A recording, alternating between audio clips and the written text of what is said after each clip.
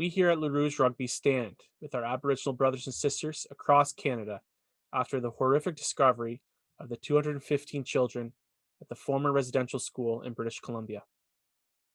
With Canada's dark history of residential schools once again being brought to the forefront, it is important to stand with the First Nations people and listen to what they have to say. If you feel the need to donate or support this growing cause, the Indian Residential School Survivor Society is a great place to find resources and to donate your time and money. Thank you and enjoy the show.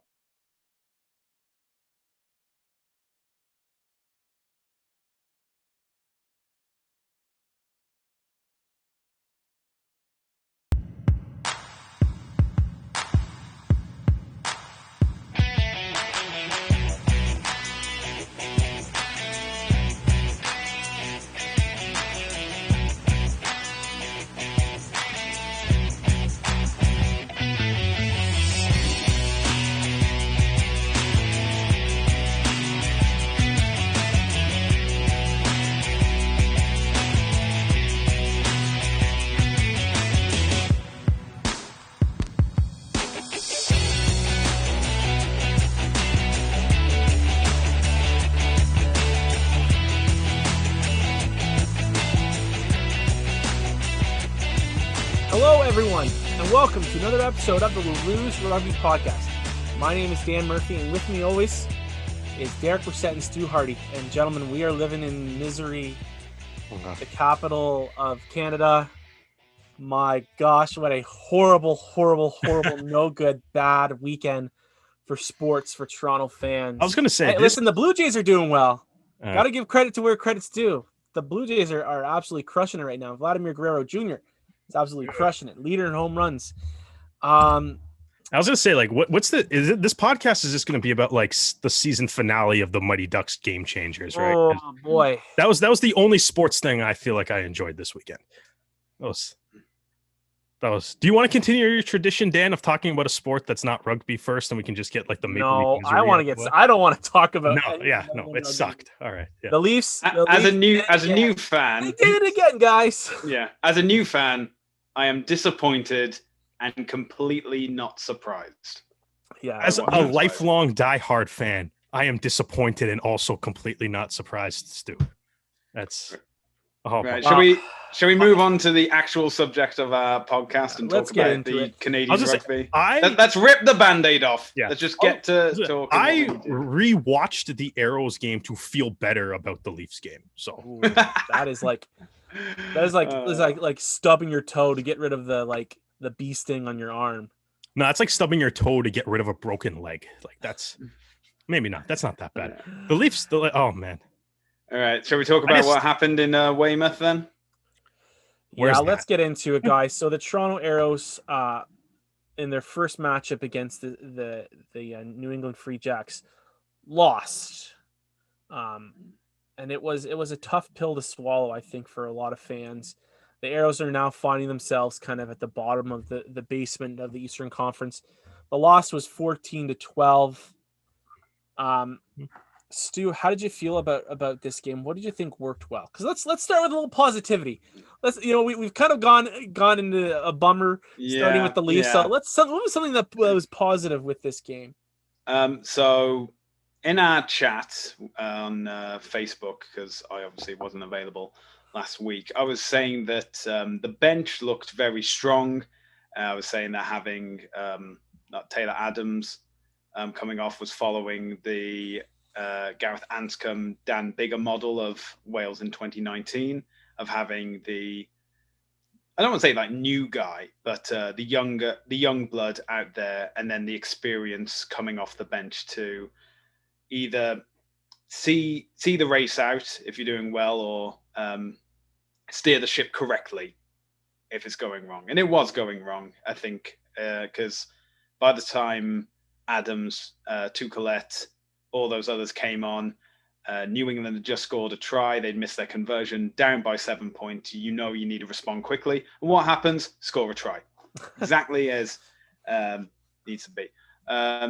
Also, the thing is, when we make our predictions and stuff like that, we obviously don't know what the team is going to be. because that's only announced 24 hours beforehand. But also, we don't know what the weather is going to be like. And I feel like the elements had a big element. This has been a theme of like the last two Arrows games. It's just been moisture has just really come into a factor, obviously. I would take the Free Jacks moisture over the Houston moisture any day. Oh, yeah. That Houston game looked so... I was watching that with my dad, and I'm like, I feel so uncomfortable right now watching these guys play rugby. Yeah. It's so gross. They were like 70% humidity. Ugh.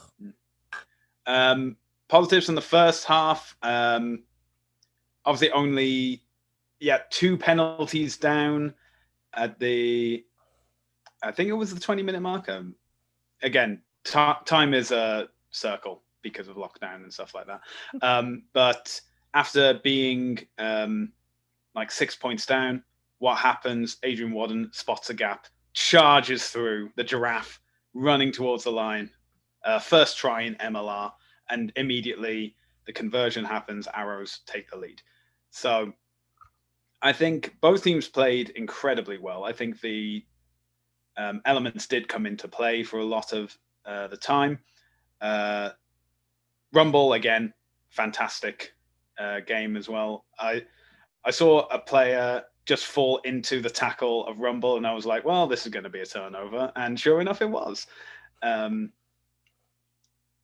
I also want to give credit to New England.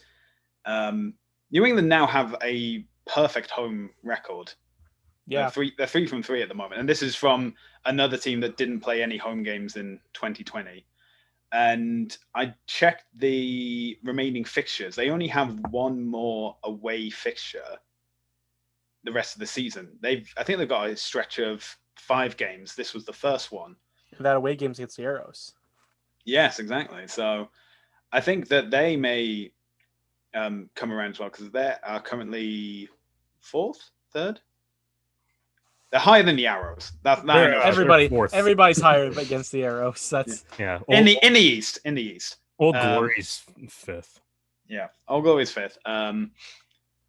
But if obviously like having home advantage comes into play, and I'm guessing against all the Western teams, because they've already played. They played Los Angeles in the first week, so they've already suffered from the attack of Los Angeles. So I don't know if any other Western team will be able to get a victory against New England in New England. Maybe they're a team that could be challenging for one of the playoff places as well. And, obviously, got to mention the one Canadian that scored a try for New England, which is Captain Canuck, Josh Larseny. Obviously using that experience to find the gap, as I said, through gritted teeth at the time. But good for you, Josh. And Bowden Walker, the vice captain. What a boot on him! Like, again, through gritted teeth and through certain fingers being shown at the television at the time. But ultimately, I think this is a game I would never show to casual fans. This is one for the purists.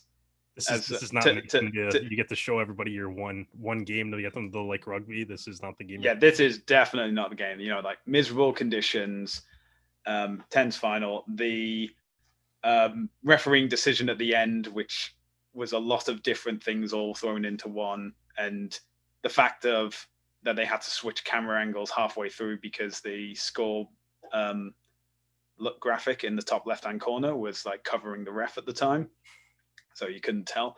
But I agree, it's a bitter pill to swallow. This is a game that you'll be thinking of like shoulda, coulda, woulda, like the Will Kelly's missed penalty, the missed conversion from Taylor Adams, other penalty opportunities that just going into the 22 and not getting anything out of it. I think that I think the defense really had a good game. I mean, that's, you look at some of the Arrows' worst losses this year, and the defense was suspect. And so I think that, it was pretty strong. I mean, the Free Jacks had a lot of handling errors as well because of the weather. But the Arrows took advantage of that and turned balls over, and they had a huge goal line stand before halftime. So I was happy to see that. Yeah, it's really tough to kind of judge this game because if you think about, there was a period of time where the Arrows had a lot of the possession, but they just kept on kicking it to the corners. A part of me goes, and Derek mentioned it last episode, and I tweeted about it from the podcast account, is that the Arrows had a clear thought process. They were going to kick that ball into touch to try and score tries because they need bonus points like it's nothing. Mm-hmm. But I wonder what the game would have been like if they had just kicked some of those for points.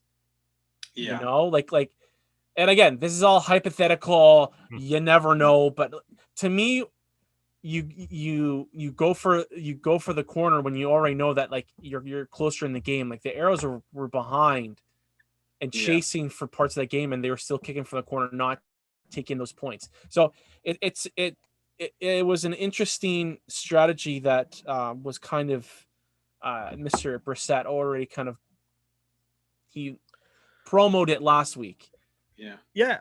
I mean, to be honest, I still it's not that I still agree with them going to the corner. It's just, I feel like everyone it just goes back to that. It goes back to that opportunities missed. Yeah. But that's what it is though. It's, I thought like everybody, I feel like people were kind of maybe too hard on Will Kelly after the game on certain, social media platforms and stuff for missing that kick. And, Waka missed kicks too. It's not, throughout the game and stuff. And like that conversion that he missed could have exactly sealed it away much sooner. That's the thing. It's like, that's why you have to actually do the kick because it's not 100%. Like, I don't think that we can, I don't think that we can take away the poor kicking. Like, he didn't have a great day off the tee. Fine. Yeah. But, and I don't think we can take that away just because Waka had a bad game. No, I don't. Well, Waka didn't have a bad game, but he wasn't 100% either. Yeah. And it's like, yeah, of course you would like to have that kick. Of course you would like that kick to obviously go through. But, I think like there's other opportunities. Obviously, that the Arrows had. There was a stretch earlier in the game. I think it was around the 25th minute where it was like they had a 5-meter line out. New England got a penalty. They had another 5-meter line out. The ball kind of got held up, was deemed unplayable, so they got a scrum. So they had a 5-meter line out, 5-meter line out, 5-meter scrum, 3 attacking set piece options, and that ended with Joe Johnston stealing the ball. Right. Yeah. So it's like that's an opportunity to score points that you didn't come away with. And then obviously, at the end of the game too, and the penalty call is weird. I don't get it. It was weird. It was kind of unclear as to what happened with the call. The De La Vega. Yeah, exactly. Yeah, people are still asking about what the clarification was. You kind of wish that the league would say, "Hey, this is what the ref called," and be like, okay, we can especially with the ref mic not working. Yeah, that was an issue as well. But so there's a little bit of, I think, even if that call was right, whatever he did call and stuff, it's just the lack of clarity is mildly frustrating. But I think, but even at the end of the day and stuff, it's like, if you can I guess you can maybe look at that as like De La Vega should have scored or could have scored, but it's another opportunity that ultimately they didn't capitalize on either. Yeah. But even at that, it was like they had a different line out, like a 5-meter line out, the play before that too, that again didn't result in points and stuff. Yeah. There's multiple parts that are just like, the points didn't end up on the board. And I think we look back at the Houston game, and the Houston game, we were talking about this as well. It's like there were opportunities that they missed. They just missed less of them in that game compared to this one. Yeah, it is. That's the sport. That's what rugby's like, right? Like you're going to have those are two parallels of what happens in a game sometimes. It is. Sometimes you get the chances you the other team does. Yeah, and like I said, it's like sometimes the weather can be the great equalizer too, right? Like if Yeah, you that's get going to be that, really interesting with the growth of MLR. We want to expand MLR, and people are saying, let's go to Phoenix, let's go to Vegas, let's go to Miami, that's let's what go to I've heard people talk about wanting to go to Colorado. It's like, okay, again. like, yeah, let's go Yeah. back. Like these Denver, are Colorado, not Glendale. not Glendale. But Aspen Springs Rugby. to be brutally honest with you, and this is bad as one of the hosts here, completely forgot about the Raptors when I was talking about that. Completely. 1 year out of the league, They I left. forgot They're about shit. dead to us. That's why I said it, because I we knew Thanos snapped them out of existence. We don't care about them anymore. No, but wow.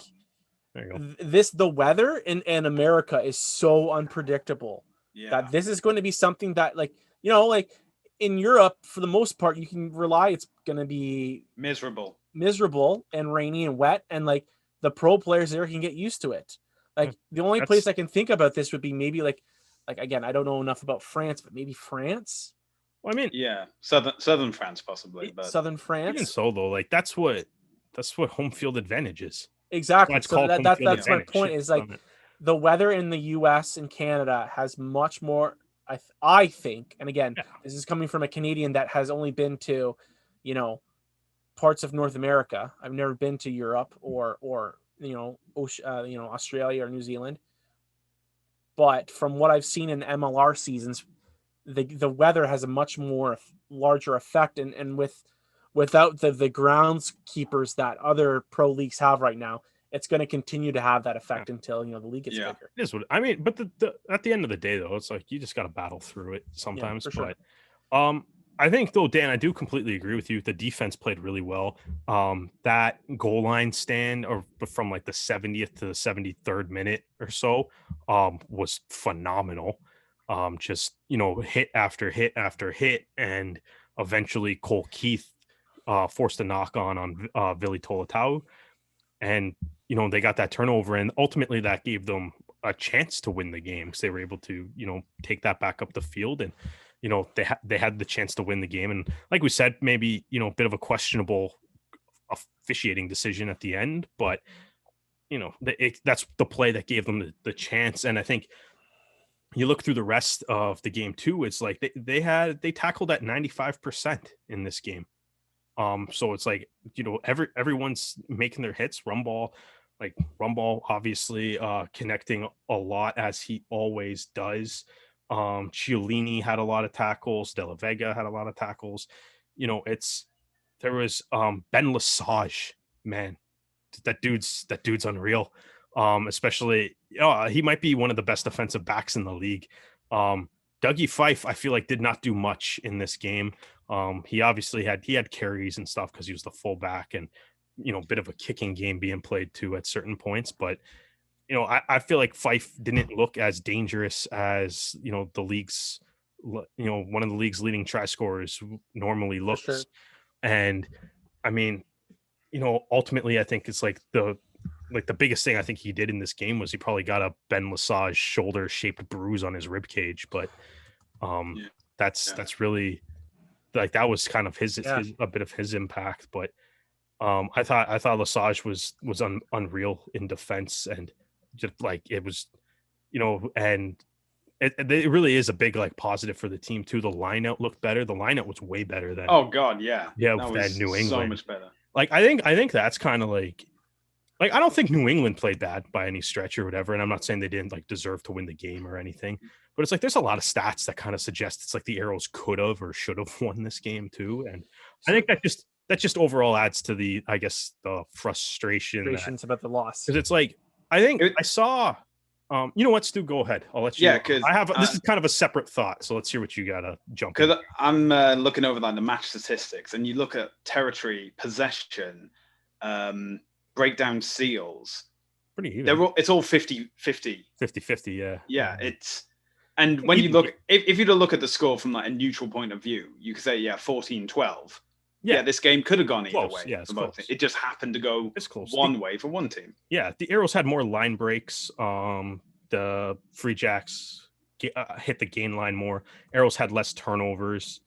Arrows had less tackles, but a slightly higher 95% versus 92% for New England. So both teams making their hits, big defensive effort on both sides. Josh Larseny, obviously, he got the man of the match. He was a big part of that for the Free Jacks. Breakdown steals, Stu, as you said, was even. Quick ball percentage, both in the 30s. So like not a whole lot of quick ball happening in this game. So both defenses made life miserable for the offensive attacking teams. So it's interesting you bring up the quick ball, because I wanted to talk to you guys about, and this comes down to what I think needs to be improved. The pace of the Arrows offense, I felt, had a significant change when Taylor Adams came into the game. And I think I guess we now know that like Taylor was held out of the last week's game or against the Sabercats due to injury, and he was coming off the bench to kind of ease him back into the game.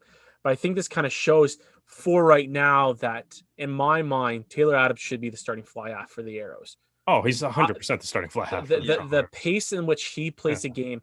And again, I think that in terms of attacking, I think Will Kelly offers some different things. Like when I see Will Kelly with the ball, I think he's a much more of a running threat than Taylor Adams. Like Taylor Adams got the jukes, but with Will Kelly's size, like if he's running at somebody, I have a little bit more confidence that he's going to gain a couple more meters than Taylor Adams. Yeah. I think we're now in like this awkward like growing period for Will Kelly, because you want to have like your strongest starting 15, and that at the moment is Taylor Adams. However, you know that the second Adams get injured or he has to be cut off, you have to bring Kelly on. And if he doesn't have experience of playing games, then he's not going to improve. So I think... and we've got this weird situation that, and we're going to talk about it, but now Will is part of Canada's expanded roster. And you got to assume that he's going to be with them after the roster gets cut as well. So it's like Rugby Canada is definitely probably putting the pressure on the Arrows and saying, please give him as much playing time as possible, because we're going to need him if an injury happens, or if someone's not playing well enough and Will steps up. We want him to have as much big time game experience, and also just for like the Arrows' future. Like again, we've mentioned it, they're at the bottom of the table right now. Now, granted, from where they're 2 points behind the Free Jacks, but they're also 6 points behind NOLA for that last playoff spot. And NOLA has a game in hand. Rooney's got the last playoff spot. Only the top two make it. Right. Thank you, Derek. Right. I forgot about You're having that. an off night here. So it's even further apart. Yeah. No, they're 11 points. They're 11 points back then. Yeah. So they are more than 2 full wins behind. Yeah. So yeah, you're right, Stu. I think that they're in this weird position where, like, I don't. Yeah. What do you do with Will Kelly right now? Like, again, even coming off the bench, he's going to be getting great experience and stuff like that. But he hasn't always been on the bench. They've kind of had to go with different looks depending on who's been in the starting lineup. I don't think Rugby Canada's like dictating what the Arrows do with their lineup. I don't think they're dictating. I think they're heavily suggesting. No, I think. I don't even think, like, you look at the squad that, like, we'll talk about the squad. There's guys on the squad that have played, like Liam Murray's played like under 40 minutes this year total. Yeah, right? He's on. I think the prop right, and then Houston because their lineup for anybody. But you also have you have guys like Vicolani, who's been hurt, but he hasn't played any minutes and stuff. And but he might not make the final cut to go. Any of the roster. But I'm just saying, like, I don't. Also, on the quick tangent is that they've only released 40 names at the moment, and they haven't announced how big or small the actual touring party will be. Yeah. So, but anyway, back to your point. Yeah, so it's like I don't necessarily think that's a thing that Rugby Canada's trying to make lineup decisions. But I think that if you don't, so you're saying you don't think that Kingsley Jones is talking with Silverthorne and saying, "Hey, listen, we really want Will Kelly to get as much time as possible." Is what I want to. Is that what you're saying? Yeah, if that's the case, then you would. If I'm Chris Silverthorne, I'd be like, "Yeah, we have a Taylor Adams. It's like is what it is. I don't think, I don't think even Gary Gold is going, like, I don't think that would be a thing that it's like, why would they, like, I don't think it's like, Well, the Gary coaches Gold's run their talking team. to the Colorado crossovers. Yeah, it's or like talking to any team, being like, play this guy, play this guy, play this guy. Like, I don't think, like you said, Dan, like you had that one thing when you were like, it's like the Arrow's first job is to win a shield, right? Like that was something that you kind of went on a bit of a passionate speech about a few episodes back, right? But I think like starting Will Kelly in this game with Taylor Adams coming off an injury, I think is 100% the right decision.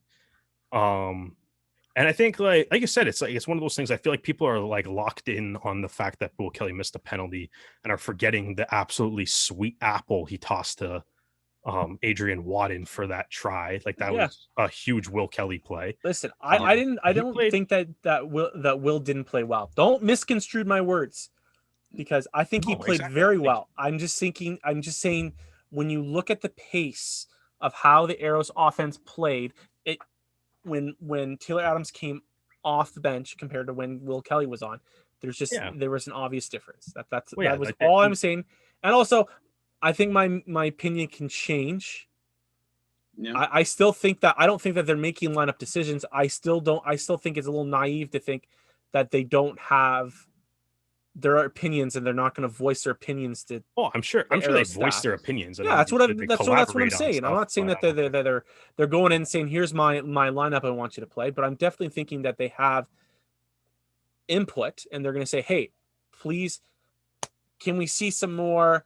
Can we see Cole Keith play some more? Or I think that there definitely is, or give Cole Keith some rest, like they have been the last couple of games.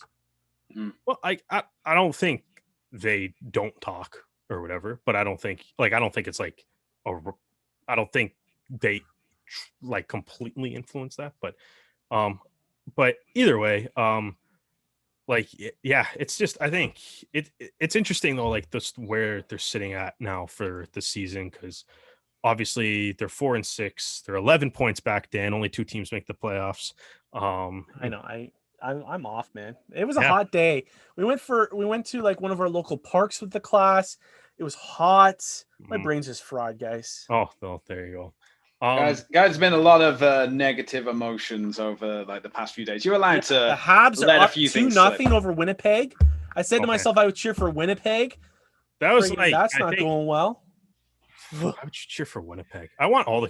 You want me to cheer for Montreal? No, all the Canadian teams can lose now. It's just I'm just saying, lose in the third round. I'm going to be supporting the Kraken going forward. Like, I know they're not even technically existing at the moment, but they've got the second overall pick, so. Buffalo's got number 1. Are you watching the draft lottery right now? No, it's already done. It's done. Is it already done? I didn't see it before I hopped on recording. Who got the first overall pick? Buffalo. Why are we talking about this? Buffalo? Buffalo got it. Wow, Buffalo won something. Good for them. Good for them. Right. Shall we talk about that poor kid, whoever that ends up being?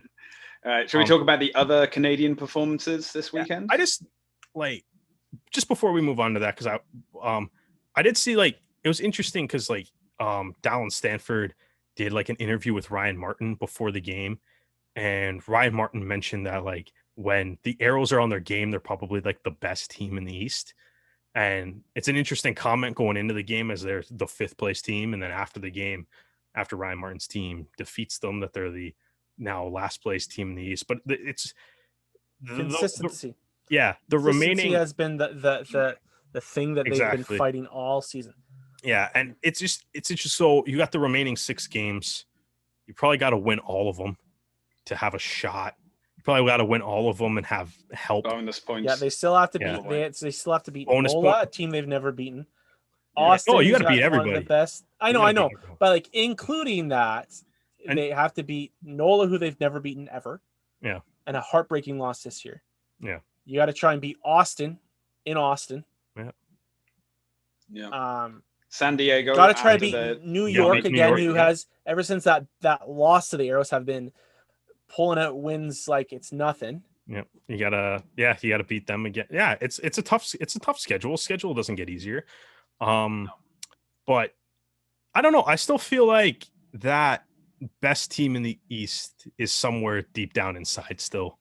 and I think I hope it's got to come out at this point. I think We've seen what it looks like when they're on. Like they annihilated Rooney. Yeah, and yeah, they're you're like, right.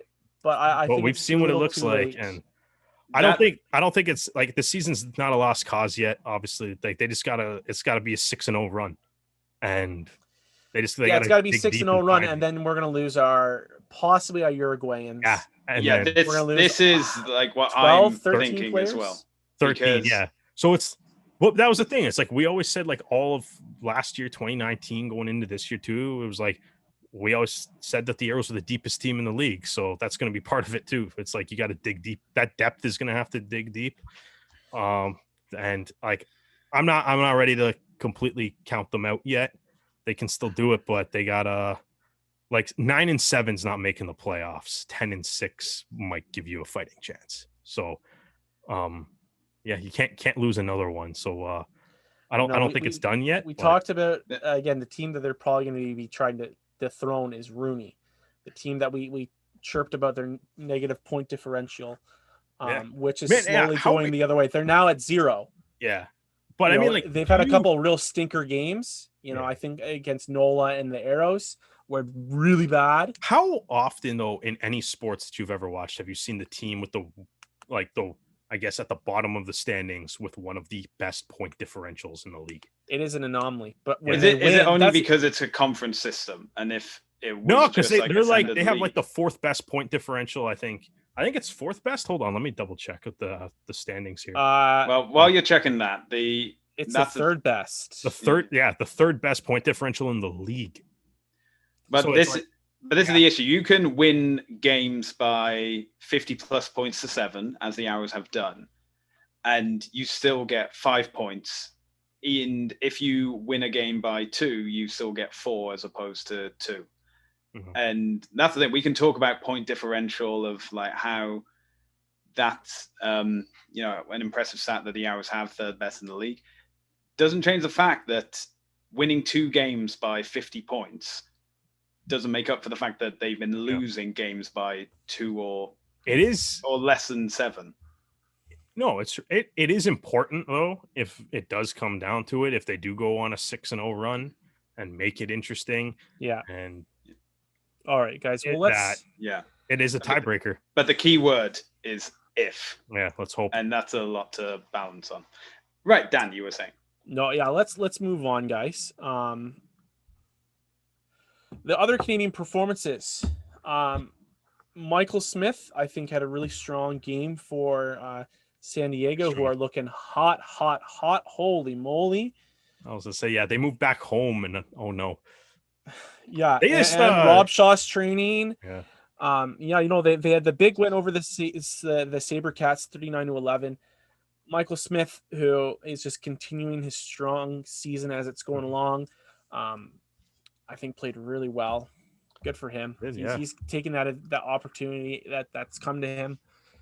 He had the most ruck Maul arrivals on San Diego during the game too, and absolute monster. He's been playing really well. He's making his tackles, completing them at a high percentage, getting really involved in the game.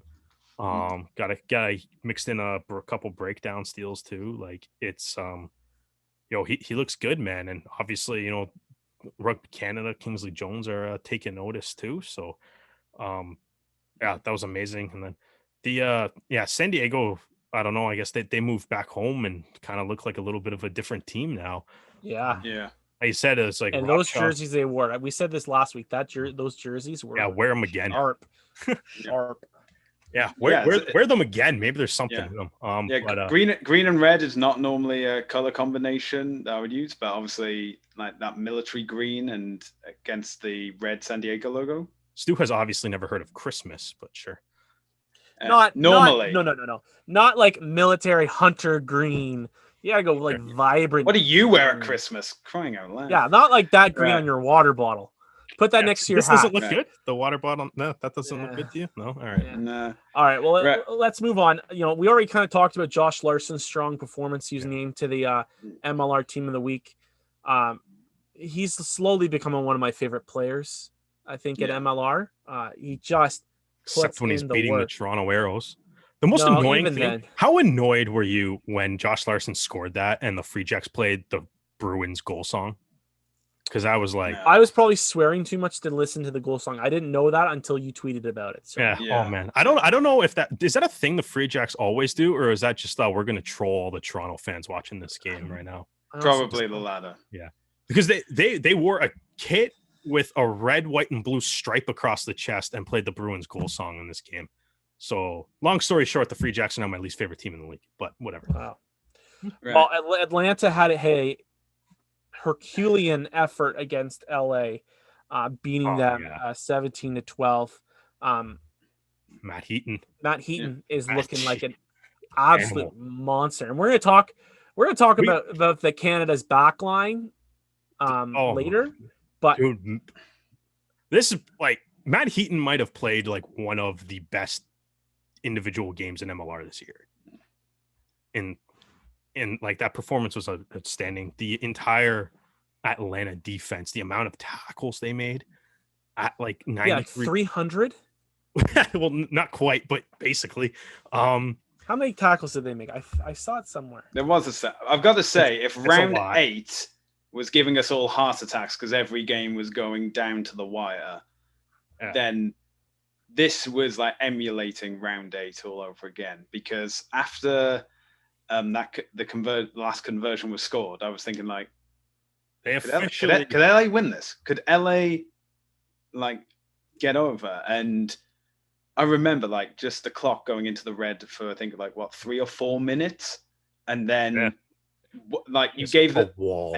LA gave them the inch, and counter rucking began, and it was the penalty that won the game. Yeah, that was Connor Keys too on the counter Yeah. ruck to Yeah, turn the ball Fan- over to win that game. Dan, to answer your question, officially the Rugby ATL had 225 tackles, Okay, so well close. over 90% too, Close. which apparently wasn't good enough for Scott Lawrence, who said he was disappointed in the missed tackles. And I'm like, guy's got high standards, I guess. Absolutely. I mean, he is a professional Mm. rugby coach, so he probably does have high standards. Yeah. But yeah, just On the other side of the pitch, monster. we have was it Corey Thomas? No, Corey Thomas. Corey Thomas and DTH DTH. Vandermerver, also a monster in this game. Yeah. I mean, his hair's blonde. He's clearly Super Saiyan all the time. Yeah, that's clearly what that is. Yeah. Yeah. Um, And that's the if he gets to the playoffs and his hair goes blue, then he's just gone Super Saiyan God, Yeah. and so it's Vandermerver, over. He had a try, 16 carries, 109 meters in this game, and like also had the third most tackles on LA, and like just a monster the whole game. He was even getting involved in like rucks and stuff too. Yeah. Like yeah, he was one of LA's best players in this game too, and just across the board though, just like Atlanta was just I know we're trying to like focus in on Chance Wingluski was just a monster too. He was outstanding. He made like a gajillion tackles or whatever it was too. And the Atlanta scrum looked really good. He he got the better of Charlie Abel on a handful of occasions, who also kind of had a good game. Atlanta's defense, man, is just it's phenomenal. It's amazing. Every single player on both teams brought such a level of intensity. Yeah, no, it's great. That you had to pay attention to every single thing. Any slip, that means 50 meters down the field. You look the other direction for half a second, boom, a try's been scored. Mhm. Batista Ezcura was instrumental in setting up both the tries for Atlanta. He looks so good moving since they've moved him to the 12. Like he was a good 10, a damn good 10, but like you can tell that his natural position is at 12. Going the Owen Farrell method of making a fly half a center. Yeah, they're making that work, man. But he started the year at 12. Yeah. He's a center. They just put him out. Yeah, it's because Kurt Coleman got hurt, and they've been Yeah. trying to figure out what they wanted to do. And then I guess they've settled on Adrian Carlsay playing 10, and then Ezcura playing 12. Yeah. It's working. It's crazy that Robbie Petzer is like spending time on the bench. and he should be. Like it's like, unreal squad that they have down in rugby. Like they fully deserve to be at the top of the table, especially like, I mean, it's one of those things where it's like LA scores a lot, but I think this game kind of showed it's like the team to be afraid of is the team you can't score on, not the team that just puts up a ton of points. But man, it's Rugby Atl, man. This that could have been a weirdly, like, that could have been possibly a Shield final preview.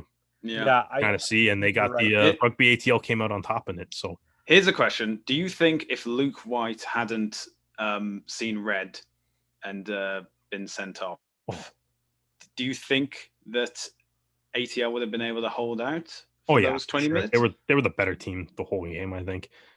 Also, I feel like that was one of those situations. Sorry? I didn't see what happened. Like, what did he do? He headbutted the guy. Like, it was in front of JP Boyle. Yeah, JP Doyle saw it completely and immediately gave him a red card. It was, in all honesty, it's one of those things where it's like, I actually kind of like the red card rule, like of the 20 minutes, but I'm like, that was one of those ones where I'm like, I don't know if you deserve a guy off. No, yeah, I was like, I don't know. Like, I was gonna say, I think I like the idea, and I think like maybe the evolution of rugby is that orange card. Yeah, I think there's been some red cards in it where I'm like, all right, like I get it, 20-minute little power play, for lack of a better term, fair enough. But I was like, you just straight up headbutted a guy. Yeah, that was like, just physical assault. Like that's you shouldn't. You can't worm your way out of it. That was just intentionally breaking the law and the actual law.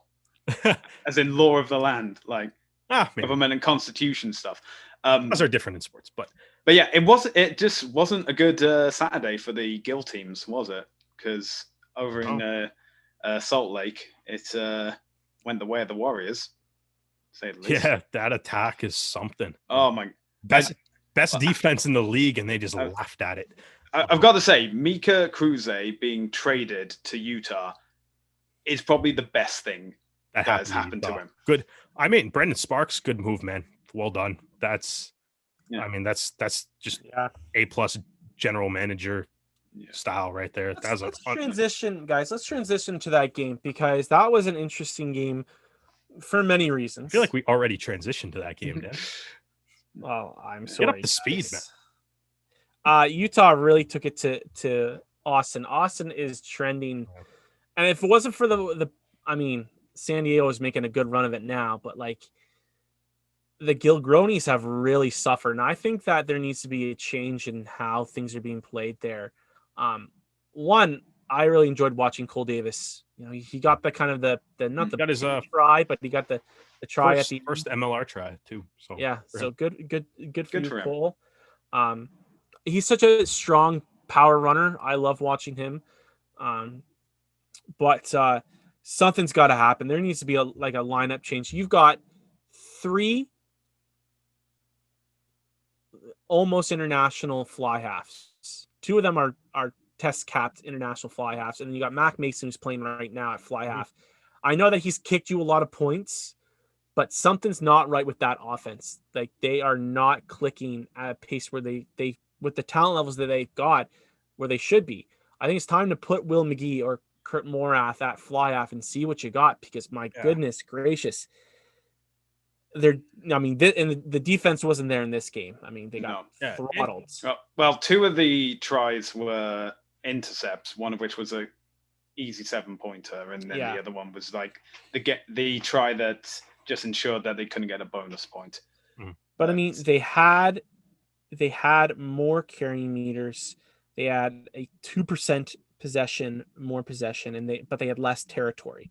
So, and Utah had to make more tackles, and so I just feel like there's something that's not the straw that's stirring that drink is crooked, and they need to put a new one. How hard did you work on that pun? Be honest. Listen, sometimes it just comes out of you. It comes out. When you guys become fathers, you'll realize. I'm proud of you. When you guys become dads, you'll realize how easy it comes. I'm proud of you for that one. That was good. Right. I don't know. Maybe I'm because I have enjoyed watching Austin play. I love a strong, hard-nosed defense, and some of the guys they've got there, I really enjoy watching. I don't know. There's a What lot do you guys think? Yeah, I think that game had a lot of like line breaks, mainly because both teams apparently couldn't really make too many tackles. Utah or like both teams were in the low 80s for their tackle percentage, which isn't that great either. But um, Utah does. I think the big thing is like Utah doesn't need much time to score. Like if Cruz Teo, once they get some space, and like the attack is on. Their counter attack is spectacular. Every time they touch the ball, those two guys are making something happen, and it's working out really well for them. So it is one of those things. It's like I don't know, like Austin obviously has a good defense. They've obviously been involved in a lot of low scoring games, so maybe the offense is leaving something to be desired. But then like I know like San Diego's kind of breathing down their necks, man. They're within a game. Like San Diego's kind of off to got off to a rocky start, but they're 4-6 now. They have 24 points. They're only, which is 7 points back of Utah's 31 for that last final playoff spot. It's only 2 points back of Austin right now. Right. And the big thing, like, with what you're saying, is like bonus points are important. Obviously, Austin and Utah are similar 5-5 records. Right. They have a similar point differential. Utah's plus 22, Austin's plus 21. Right. But Austin's got 11 bonus points, or sorry, Utah has 11 bonus points to Austin's 6. So they got a full 5 point, like a bonus. They're a full bonus point win extra just because they're just scoring points. They're scoring 4 tries a game. Like, and it's propelling them up the standings. Right. So that looks like it's going to be a big difference maker. Hopefully they don't have a gigantic panther riding a motorcycle in front of kicks anymore. So Brendan Sparks, he apologized for it. He did not know about that, which was he not watching the game? Like, did he not? No, well, I mean, I think he didn't know it was good. Like, right, exactly. I don't know. I think that's what he meant. I'm sure he saw it happen. But like, I think, I'm fine with, like, I like that he apologized. He took to Twitter and kind of apologized for it. I'm not sitting here to be like, throw the book at Utah or anything. I don't even think they really, but it's just, I don't even necessarily think it should be punished and stuff, but it's like, if the Panther is riding like the motorcycle, like behind the in goal area. Yeah, that's fine. That's fine. I don't care about that. If he's going behind the in goal area, just trying to make noise, it's the same thing that every mascot does when a guy's trying to shoot a free throw or something in the NBA too, right? Yeah. But it's just like, to me, it's just that he drove across like where the kick would be, right? Like all the Utah players got to be on the goal line, right? You can't have a mascot. Well, just like if he messes up and he screws up the field.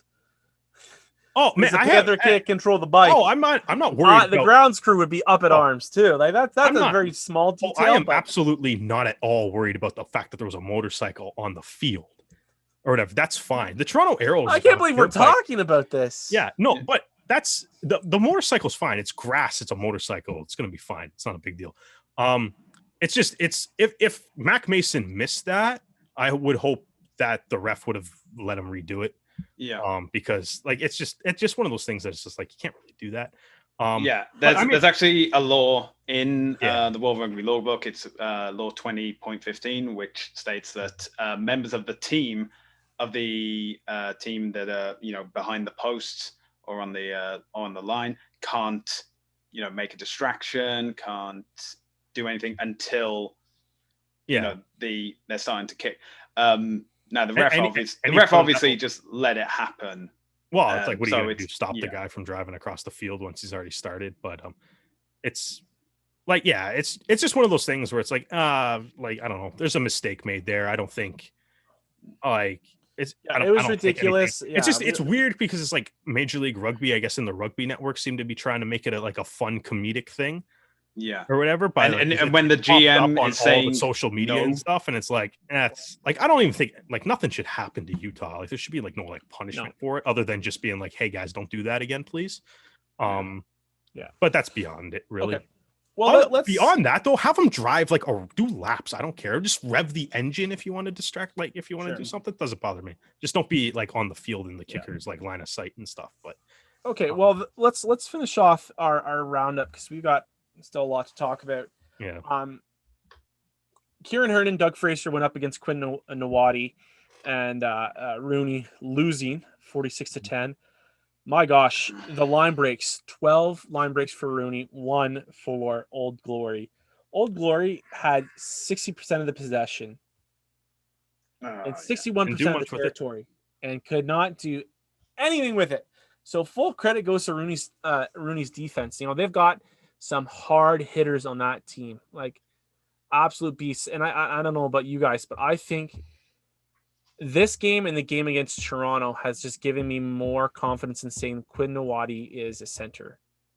Like I enjoy him so much more because the one really cool thing about his game is that he's got those distribution skills. Like he can still make some nice passes, but he's also just such a large body.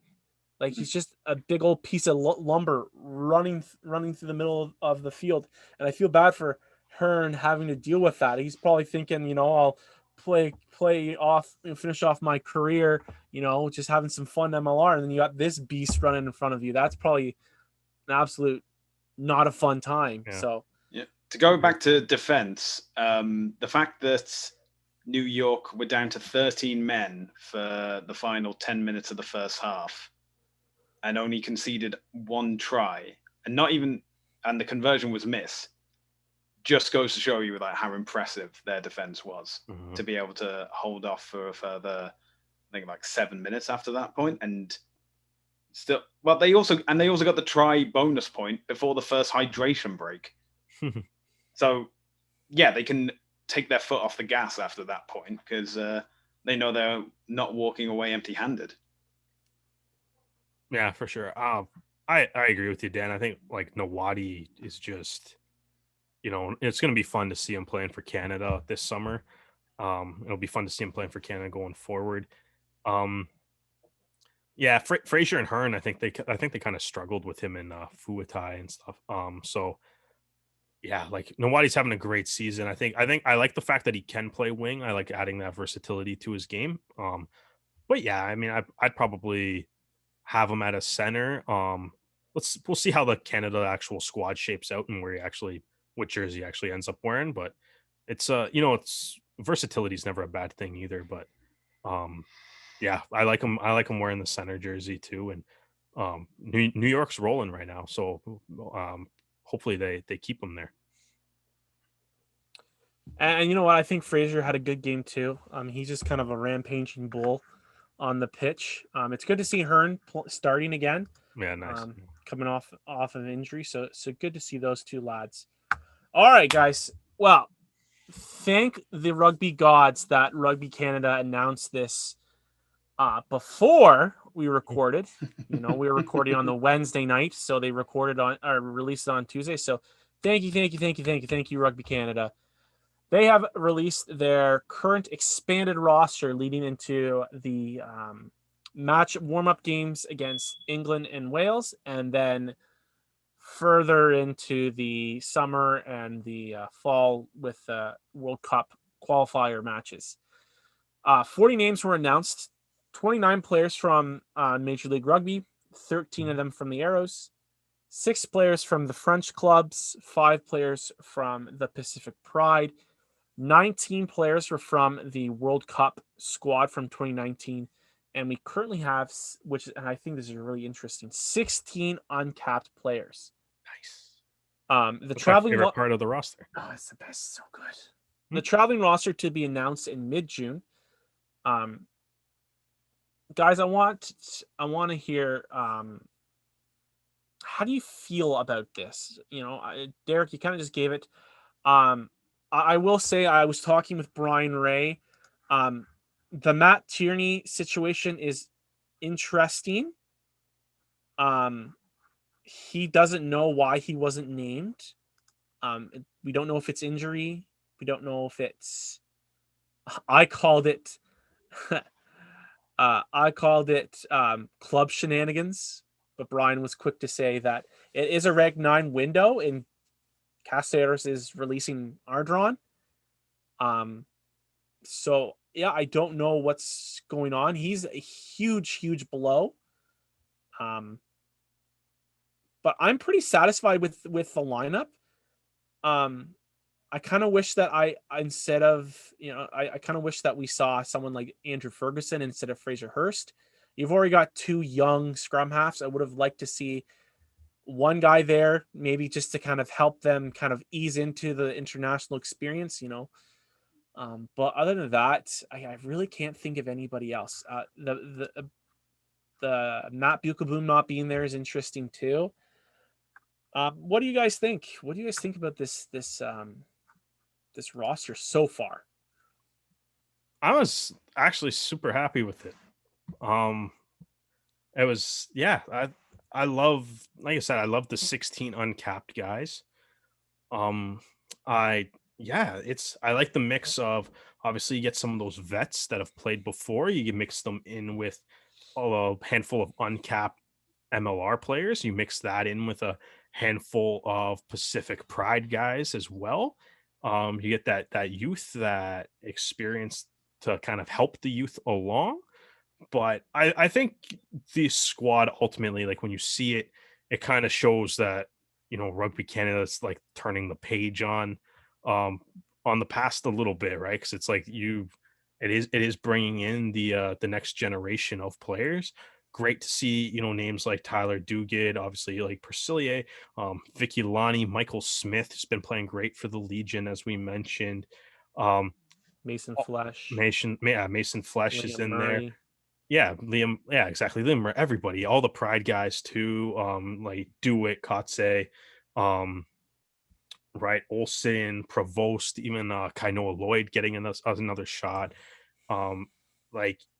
Fraser Hurst, as you mentioned, at scrum half, Ross Brody. Like, there's a lot of guys getting like their first crack at the Canadian national team, and it's great to see. And it's going to be fun because they're going to get their first crack at test rugby against Wales and England.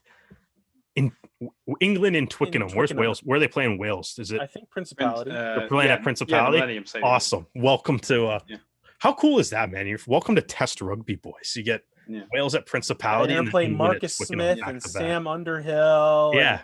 Ellis Genge. You're gonna have like Ellis Genge tackling Hewitt. Oh yeah.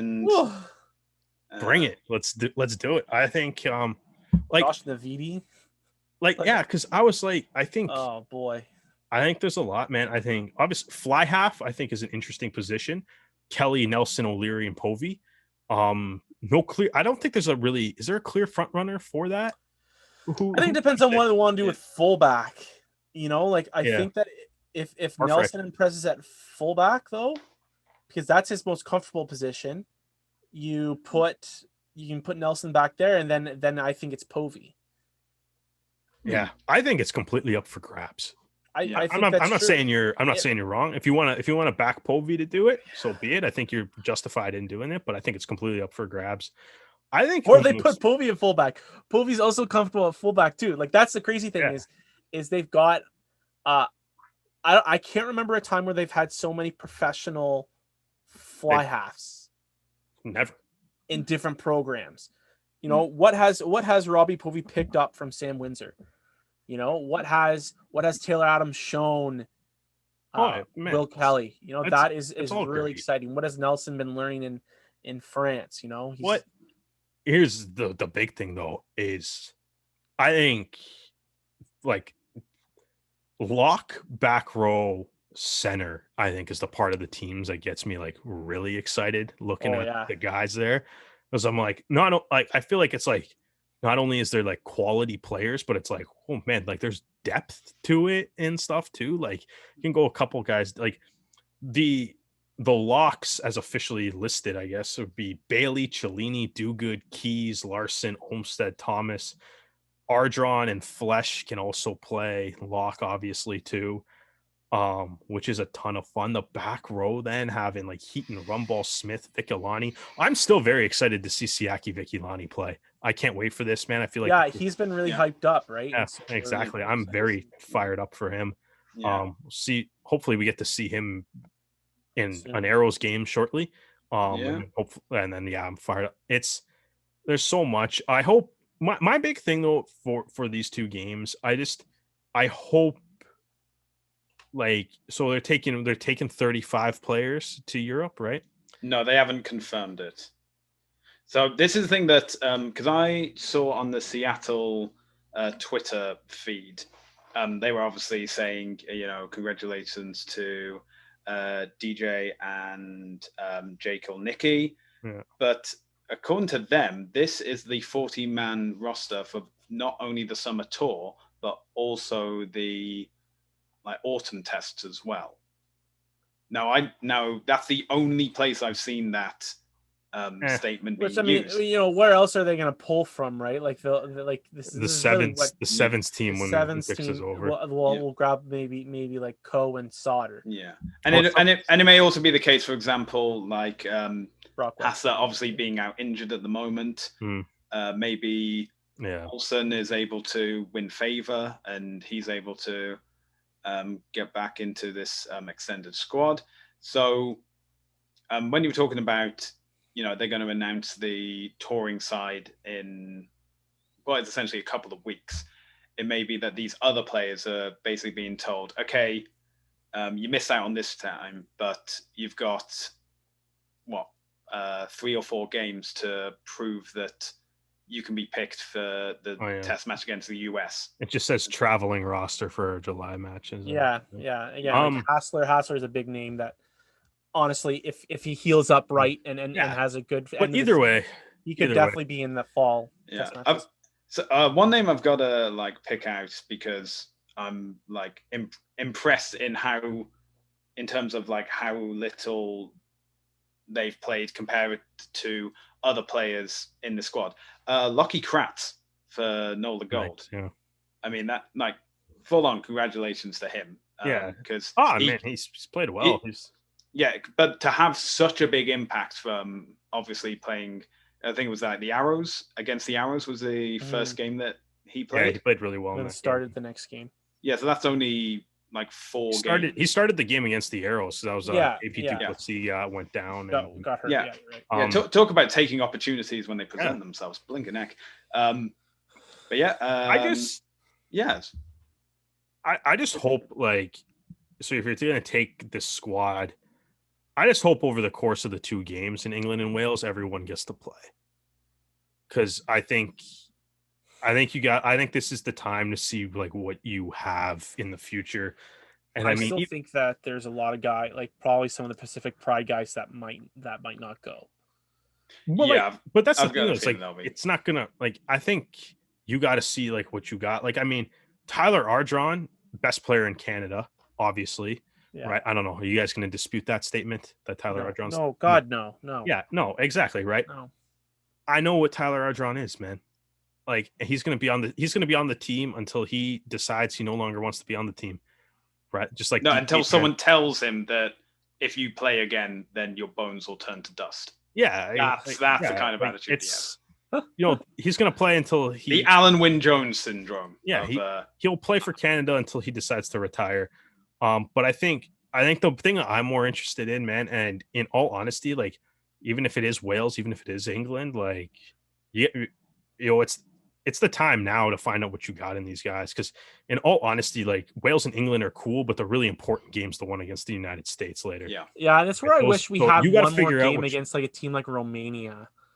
In between, you got to figure out. Yeah, you got to figure out. As of right now, those are the only 4 test matches that we know Canada's playing.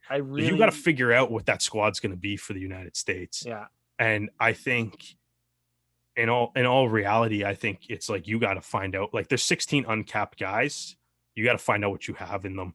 And I mean, even if that means like you said, some of these uncapped guys have to go up against their counterparts of legendary status in Wales or England, then so be it, man. There's no trial by fire. There's no better way to do it. So I think especially with the fly half position, with how tight that is, I would over 2 games play everybody a half. Just give everybody game time. Find out who's gonna play. I don't know. Are you willing to give up a bench spot For a both fly games half? for that. Yeah. For a bat, Listen, fly half? For I sure. think that's a good idea. I mean, You have to figure out, like, I don't know. I just think you have to figure out what you got. Like, honestly, for me, and again, maybe this is because I am a prop. The front row is going to be a very interesting yeah. situation. Play all of them. Like, Yeah. over the course of the two games. Well, I mean, they're going to Everybody. have to. I mean, like, Well, yeah, you have. it's They're only I think Tyler Rowland's had a really strong season. He's kind of been thrusted into that position. good. How's he? I want to see how he holds up, especially since he Start him. Yeah, Like, Cole welcome Keith, to Wales Principality Stadium. Here you go. Start. Cole Keith and Sears Drew for me are the two loose heads, and then that means you've got Ilnicki and Roland. Yeah. So who are you going to play, the older guy or the younger guy? You know, like younger guy. Find out what you got. All the older guys have, like, we know what they are. It's fine. That just means, are you prepared for the fallout of a possibly a little bit tougher thrashing if the younger guys can't hold up? I don't care if they lose to Wales or England. It's Wales and England. I'm not. Yeah. I don't care if they lose to them. I'm not. I care if they lose to the United States in September. Okay. Figure out your roster. All right, that's fine with me. That's fine. Yeah, I don't care if they lose to Wales and England. I don't care. You hear that, guys? He wants Canada to lose, and you haven't beaten the United States since 2013. Yeah, so they're not like a cakewalk or by any stretch of the imagination. They're one of the up and rising teams. Even though historically Canada has done much better against the United States, but the history is well beyond 8 years ago now. So yeah, it's like you have to beat the United States. That's priority one. I don't care if that means you have to lose to England and Wales to do it.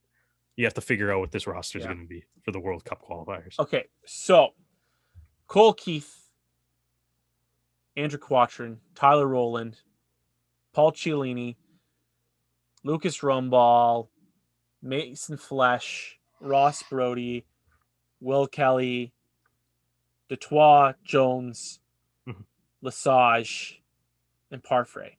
Those are all the names. That's 13 arrows. Yep. Out of the lineup for the rest of the season almost. What does this do to the arrows? Like, what is this going to look like for them? I mean, you've taken away their captains, their front row, a lot of other players. One of their most consistent locks, one of their up and coming locks. Most of their starting scrum half. Yeah, I mean, that's a lot. This is. I mean, we knew this would happen though. For sure. The nature of the Toronto Arrows having most of the Canadian players. It probably hurts. I know they're probably gonna have to bring in some new bodies. Juan Cruz Gonzalez, come on down. Yeah, I mean, they're gonna have to bring in someone just for like Johnny Sheridan's there now. Yeah, Sheridan's down there now. It might even just be new players entirely too. Yeah. But yeah, so you're gonna have to bring in that. It hurts. I think it obviously hurts the Arrows. I mean, they got, like we said earlier, they got their work cut out for them now. They probably have to win 6 in a row to even just to have a chance at making the playoffs. So six in a row, and you're probably gonna have to do it without 13 of your best players and 16. You're forgetting that at the same time as the Wales-Canada game, Uruguay are playing the Sud-America Rugby 15, and then 2 weeks later, they begin their qualification for the Rugby World Cup. And that means thanks for bringing me down even more, Stu. Yeah, so Diana, Mires, Levas, they're probably all getting picked as well. Yeah, well, all right. This was something I wanted to bring up earlier. As I'm going to be like you. I'm not going to count them out just yet. We have said that Toronto has a deep squad. But something that, because I've noticed, and we were mentioning it, is like, decisions to, go for the try instead of go for the post. These little mistakes that are then turning into penalties. I'm not a psychologist or anything along those lines, but possibly maybe the Arrows, especially from being in like a hotel for the past 11, 12 weeks at this point. Maybe there's just an element of like mental fatigue in there. And I would have said, Well, it's the same case for San Diego as well, because as soon as they came back they got home and they're butt now. Yeah. Even, hey man, the Blue Jays got to Buffalo with fans wearing Blue Jays gear, and it makes a world of difference shift. as well. Listen, and the thing is the players have said that Rumble, and again, we talked about this last week when we talked about the our mid-season kind of review, is they have said that it is extremely tough on them not being able to go home with their family. So I think you're bang on, Stu. I said it at the beginning of the season that this was going to be a problem, and we're now seeing it come to fruition. Yeah, I've also got a feeling that, say, worst comes to worst, they lose a game or they lose 2 games, and it's, all of a sudden those playoff spots are now just too far away to be caught up. It may play your young guys. No, it will be a case of they play the last game of the season, they thank Atlanta, go back to the hotel, pack everything up, fly to Buffalo, and then get a coach from Buffalo to Toronto. And then instead of quarantining in the hotel, they can quarantine with family or an environment. That's what my neighbors did. They flew from Florida to Buffalo, rented a car. Is that the loophole people are using? Yeah. Oh, yeah. Yeah. And you can just isolate at home if you're traveling over the land border. I mean, by the time the season's over, the rules might be completely done, right? I don't know, man. Have you seen the Ontario government? Yeah, I watched the press conference today. That was quite mind-boggling. Yeah. Words. But yeah. I think though the important thing, it's one of those things where it's like the Arrows lose guys, but so does everybody else. Like Nola's pack's gone. It's never as bad as the Arrows though. Yeah, exactly. I think that's that's the thing though. It's like, but other people are in better, like Rooney. Yeah, they're in better position. But they're in a much better position. They're in better position right now, right? So, I mean, it is, and it's going to be like, wouldn't that be something though, man? Of this, like the story would be like, Mitch Richardson like leading the team to the playoffs or something. That'd be cool too, right? Yeah, but the again, we've talked about the Leafs ruining nice storylines for myself. The Toronto Arrows. Let's not build ourselves up. My heart has been shut down to nice sports stories. No, nice Toronto sports stories don't exist anymore to me. I'm dead. That is dead to the world. What? No, don't bring that darkness onto this. Did the Raptors not happen in 2019? Yeah, but they just played well and they had an MVP. Like that's not like storybook. What Derek is suggesting is like, oh my gosh, there'd be a movie. We're gonna get a Disney Plus series on the Toronto Arrows soon. All right, well, let's focus on the next. Better than the All or Nothing on Amazon Prime about the Leafs getting their butts kicked again. So no. Prediction. All right, can we talk about the fact that we all got our butts kicked by a freaking coin? Because I want to quickly look at the next game. Oh, and then we get to talk about how we got our butts kicked by a coin? Yes, we will. Yeah. All right. So the Arrows are now going to be playing at home against San Diego next week. Mm-hmm. As it stands, Toronto is 2-0 all time against San Diego, with their 2 matches in 2019. Mm-hmm. This will be a home fixture. There will be no fans in the stands though, which is kind of a bummer.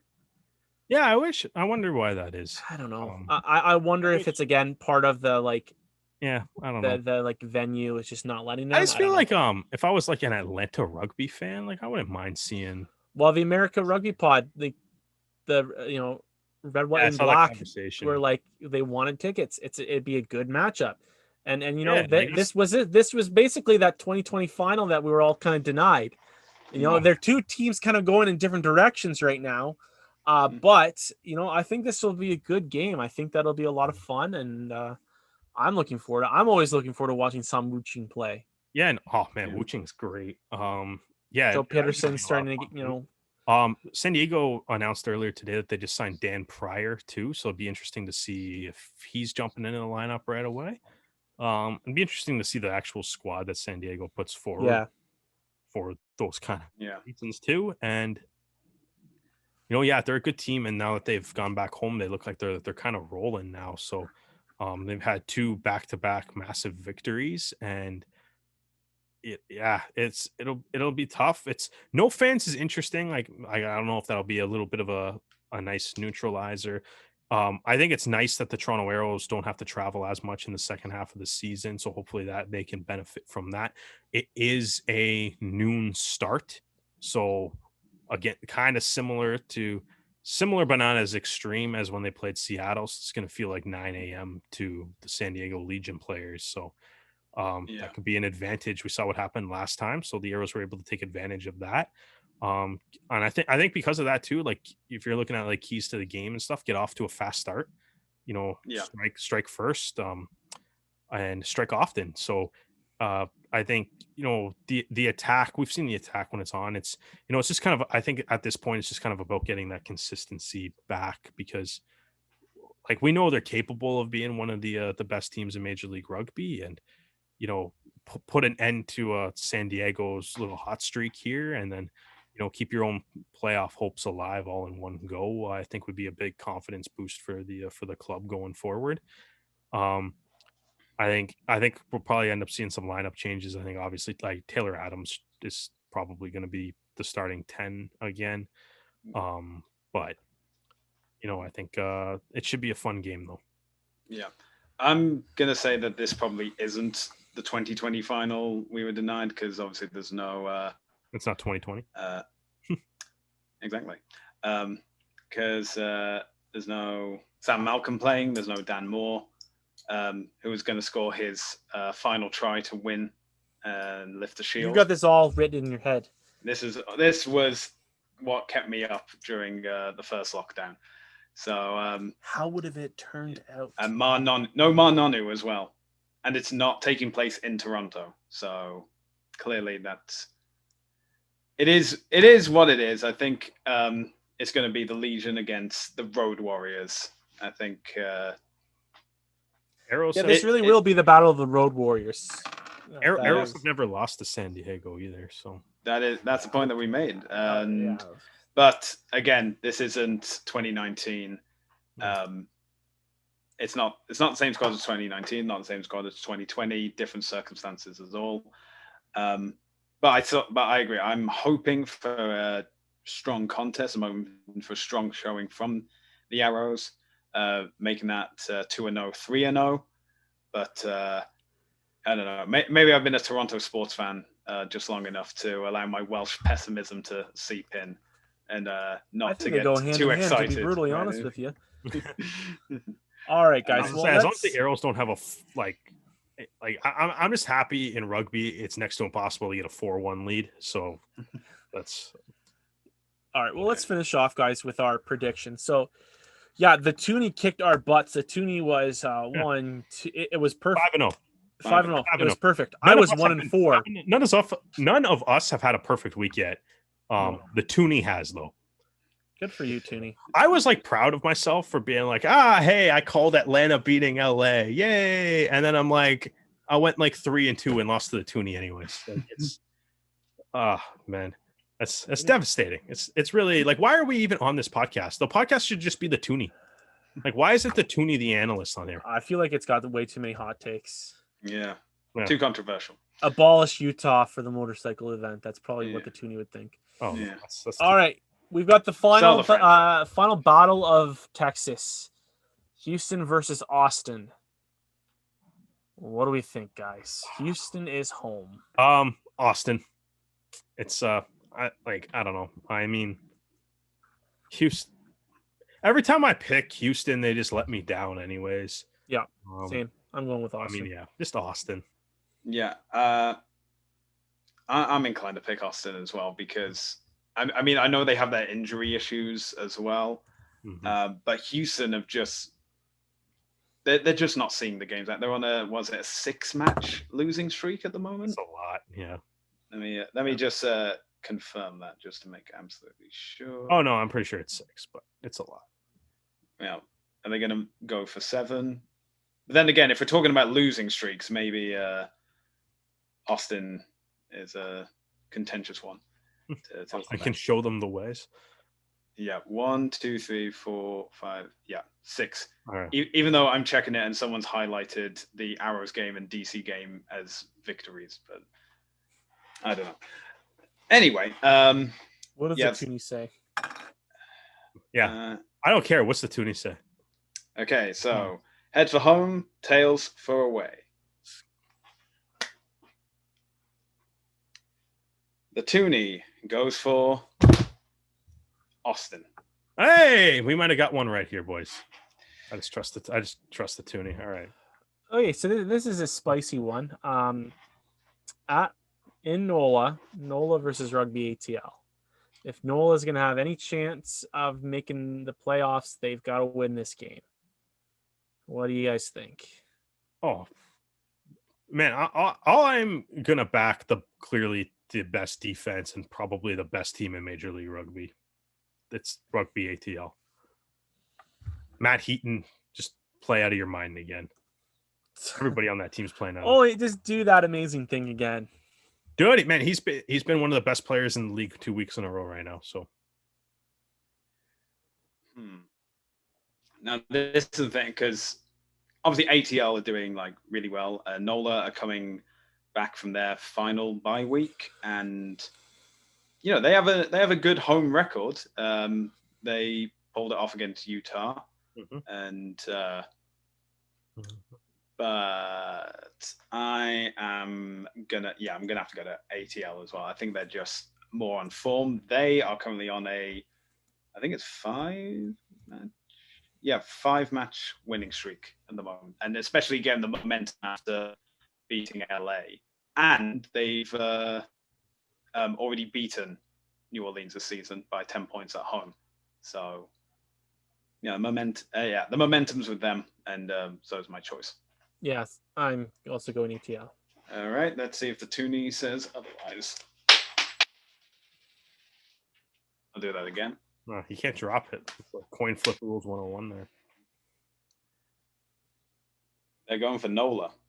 Ah, damn it! All right, so we're 0-1. We're 1-1 right now, boys. Okay, should we flip the toonie now? Because I think I know what all three of us are going to say for this game. Flip the toonie. Do we know what everyone's going to say? Yeah, Dan, we do. Well, the toonie goes for Toronto. All right, Dan, what were you going to say? Curious now. You went in on that.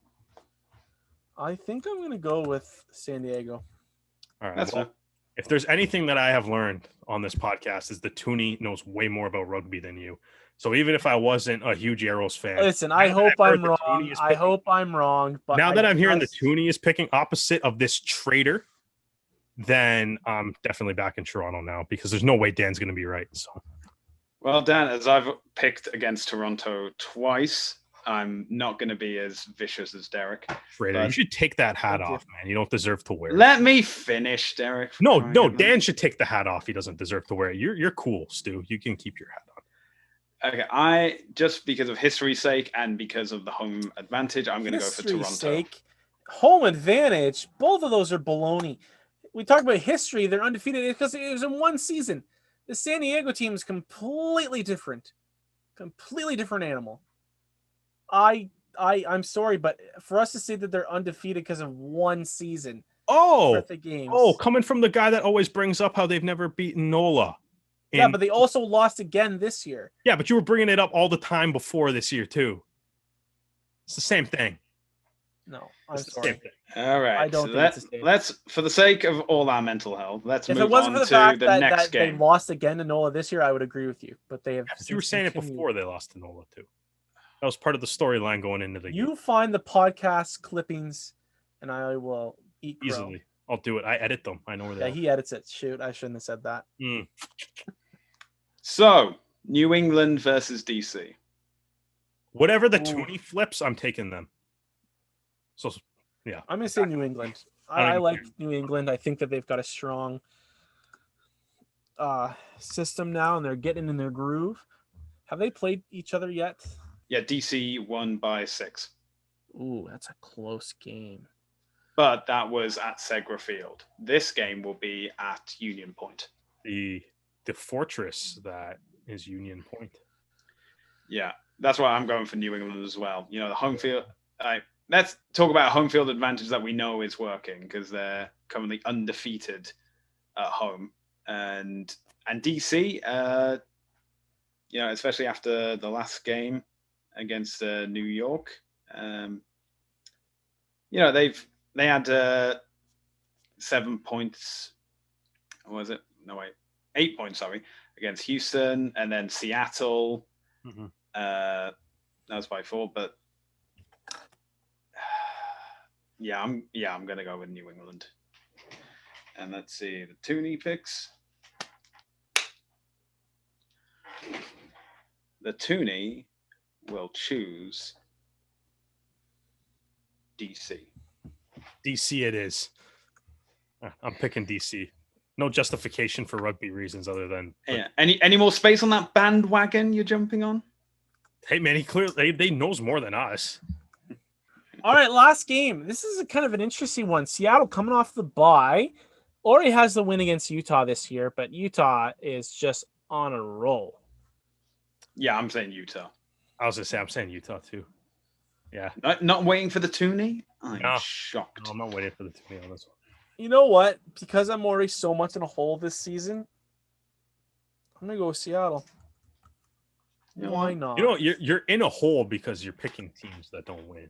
So okay, I just put the toonie up and it didn't flip. It just stayed flat. You're rigging this, Stu. No. The toonie goes for Seattle. Oh. And it's also a home game, which, again, their last game against Rugby Atl wasn't great. So just to be clear, but, if anybody decides to head over to Cool Bet and bet based on what we say, you're picking Austin, NOLA, Toronto, DC, and Seattle this week.